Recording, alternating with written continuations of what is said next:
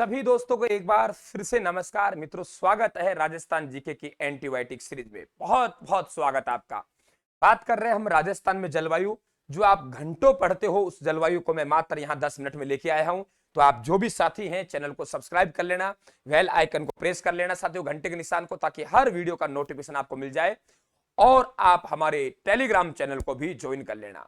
देखिए, यहां आपको सबसे पहले यह समझना पड़ेगा कि आपके थार का मरुस्थल और अरावली पर्वतमाला की क्या स्थिति है। ये देखिए, यहां हमारा थार का मरुस्थल है और इधर हमारी ये अरावली पर्वतमाला है। थार का मरुस्थल आपने देखा होगा कि हमारा एक शब्द होता है वायुदाब। वायुदाब का मतलब क्या होता है? आपके नमी आर्द्रता, उसे कहते हैं वायुदाब। कपड़ा गीला है, उसमें वजन है, कपड़ा सूख गया, वजन कम हो गया।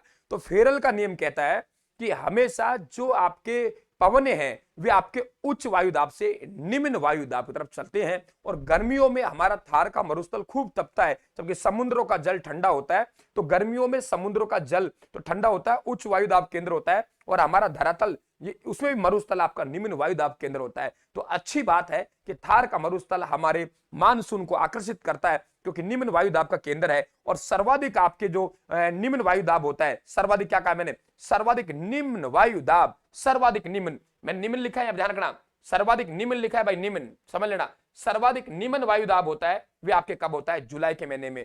ठीक है, इसलिए हमारा मानसून को आकर्षित करता है। मरुस्थल तो मानसून तो आता है, अरब सागर का मानसून आएगा, बंगाल की खाड़ी का मानसून आएगा। देखो, अरब सागर हमारे नजदीक पड़ता है, कच्छ की खाड़ी सबसे नजदीक स्थित भाग है, 225 किलोमीटर है, और खंबात की खाड़ी 275। अगर राजस्थान के सबसे नजदीक कहीं समुद्री भाग है तो वे आपके कच्छ की खाड़ी है, कितनी है? 225। बंगाल की खाड़ी काफी दूर पड़ती है।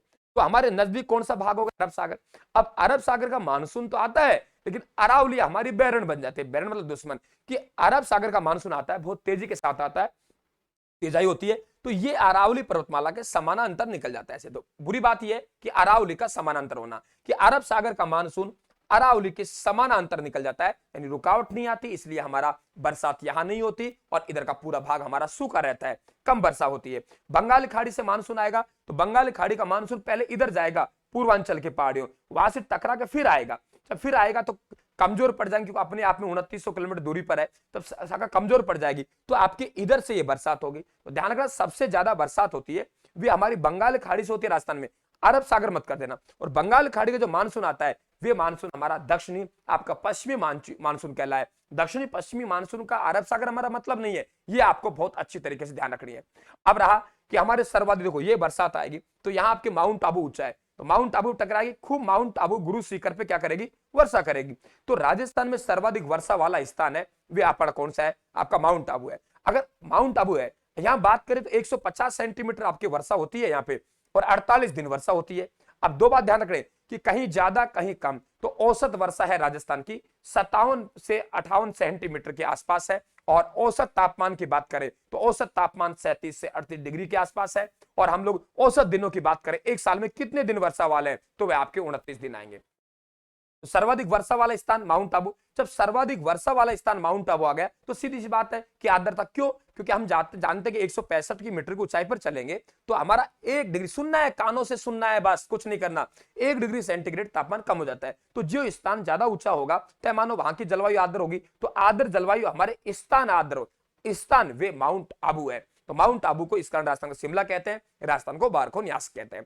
बात करते हैं हम कि आपके सर्वाधिक वर्षा प्राप्त करने वाला जिला, ठीक है, और स्थान पूछे न्यूनतम वर्षा वाला, तो आपका कौन आएगा? सम आएगा, तुलना करते रहना, इधर लिखा है मैंने, सम आएगा। ठीक है भाई, अब बात करते हैं कि आप लोगों के कि जिला पूछे झालावाड़, 100 सेंटीमीटर वर्षा होती है, 40 दिन औसत वर्षा होती है साल में।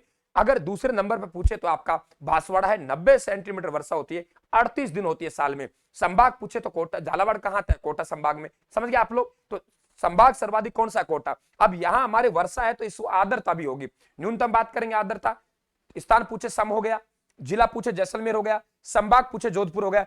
कम आपके कहेंगे शुष्क, कम कम का नहीं, शुष्क आर्द्रता, यानी कम आर्द्रता, यानी आपका शुष्क स्थल, तो शुष्क स्थल कौन सा हो जाएगा? आपका फलोदी हो जाएगा। क्या मेरी बात को समझ पा रहे होंगे आप लोग? शानदार, देखिए, वेरी गुड। तापमान की बात करें तो हमारे पास में औसत तापमान 37 से 38 डिग्री के बीच में होता है।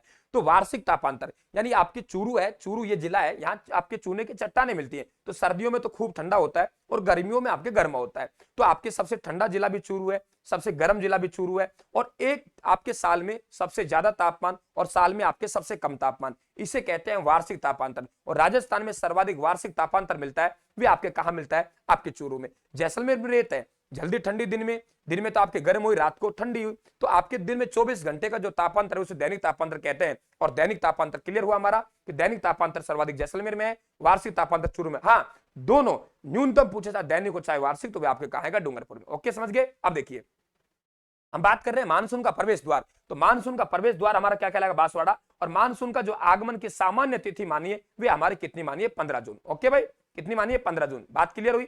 15 जून मानिए। ओके, यहां तक हमारी बात क्लियर हुई। अब देखिए कि हमारे जो वर्षा, अगर आपसे पूछे कि आपका दिशा कौन सी है, यानी आपका भाग कौन सा है सर्वाधिक वर्षा, तो सर्वाधिक वर्षा प्राप्त करने वाला जो भाग है वे हमारा दक्षिणी पूर्वी भाग है। भाई कोटा संभाग यहीं पड़ेगा, और जैसलमेर आपके ये उत्तरी पश्चिमी राजस्थान है। उत्तरी पश्चिमी राजस्थान में, क्या कहा मैंने? उत्तरी पश्चिमी राजस्थान में, उत्तरी पश्चिमी राजस्थान में, उत्तरी पश्चिमी राजस्थान में, उत्तरी पश्चिमी राजस्थान में क्या होती है? कम वर्षा होती है। तो जिला पूछे, आपसे कुछ ही पूछे, मेरे हिसाब से आपको कोई दिक्कत आने वाली नहीं है। और शीतकाल में जो वर्षा होती है वे शीतकाल में वर्षा को हम लोग क्या कहते हैं? आपके मावट कहते हैं। जितने भी क्वेश्चन बनते हैं, आर्द्रता की बात करें तो आर्द्रता वही है आप लोगों की, कोई दिक्कत नहीं आएगी आप लोगों को। आर्द्रता जहां हमने बात की कि वहां वर्षा वहां आर्द्रता, लेकिन कम समय वर्षा थी और फलोदी में। तो ये हमारा एंटीबायोटिक यहां पूरा हुआ। एक एंटीबायोटिक और दूंगा मैं आपको जलवायु का, क्योंकि लंबा हो जाएगा, 15 मिनट का एंटीबायोटिक आप लोग झेल नहीं पाएंगे, बहुत ताकत एंटीबायोटिक में, ठीक है?